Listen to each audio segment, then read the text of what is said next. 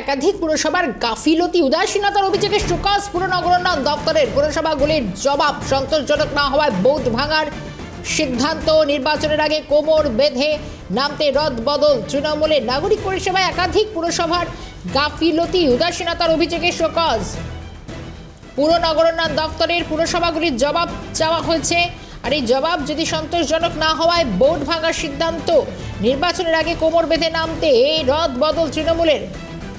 Telephone লাইনে রয়েছেন আমাদের প্রতিনিধি খালিদ জামাল। খালিদ, একটু বিস্তারিত জানার চেষ্টা করব কি কি অভিযোগ, শুধু তাই নয় একেবারে এই পুরো বোর্ডগুলি ভেঙে ফেলার সিদ্ধান্ত কেন?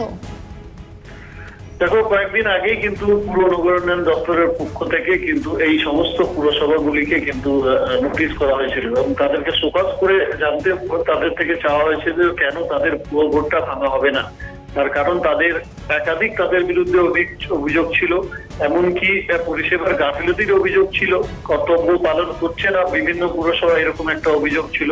এই সমস্ত অভিযোগের ভিত্তিতে তাদের যে শোকজ করা হয়েছিল এবং তারপরে যে শোকজে তারা উত্তর দিয়েছিলেন সে উত্তরে সন্তুষ্ট হতে পারেনি পুর নগরোন্নয়ন দপ্তর এবং তারপরেই সিদ্ধান্ত নেওয়া হলো যে তাদেরকে এই বোর্ডকে ভেঙে দিয়ে যাতে প্রশাসক বসানো হবে। এবং বিভিন্ন পুরসভার ক্ষেত্রে কিন্তু আমরা দেখতে পাচ্ছি যে ইতিমধ্যে প্রশাসক বসিয়ে দেওয়া হয়েছে এবং বাকি যে সমস্ত পুরসভাগুলি রয়েছে তাদেরকে কিন্তু সতর্ক করা হয়েছে যে যদি তাদের যে কাজকর্ম, বিশেষ করে উন্নয়নের কাজকর্ম কোনো রকম স্তব্ধ রাখা যাবে না।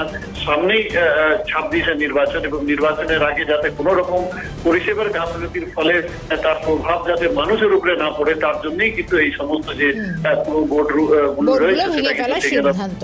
একেবারে ধন্যবাদ খালিদ।